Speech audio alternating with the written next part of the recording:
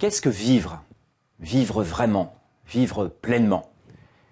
Vous connaissez peut-être l'histoire célèbre d'un homme qui va trouver un vieux sage, un vieux maître spirituel, et qui lui dit « Y a-t-il une vie après la mort ?»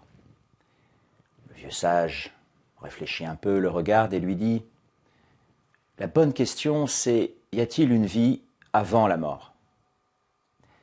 Une vraie vie, une vie pleine, une vie qui a du sens, qui a du goût.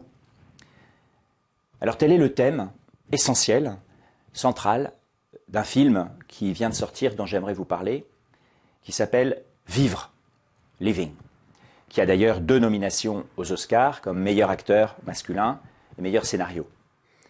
Alors de quoi s'agit-il?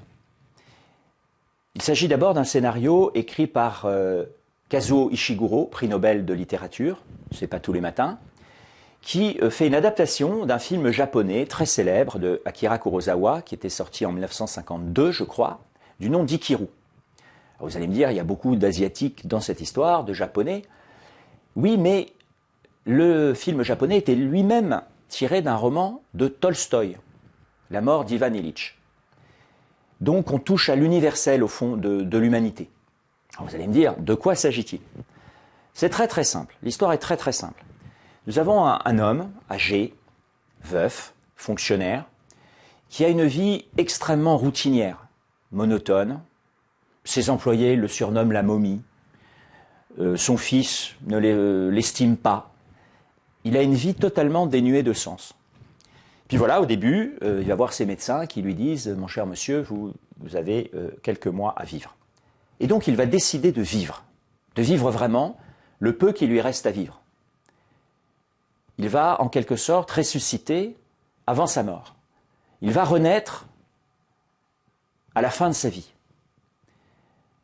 Il est évidemment d'abord sous le choc, et puis il va prendre un certain nombre de petites décisions pour donner du sens à sa vie. Il va notamment rencontrer, on pourrait dire, la grâce sous les traits d'une jeune femme pleine de vitalité, d'un milieu populaire, qui prend la vie avec le sourire et qui va lui apporter un autre regard sur le monde.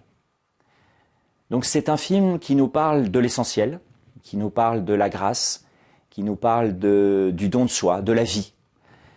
J'ai rarement vu un film à la fois aussi humain et aussi évangélique, alors qu'il est absolument tout public, qui ne mentionne pas explicitement le Christ. Mais au fond, ce dont il nous parle, c'est de ça, c'est du dialogue entre Jésus et Nicodème. Un homme, même vieux, peut-il renaître? Alors, ne le manquez pas.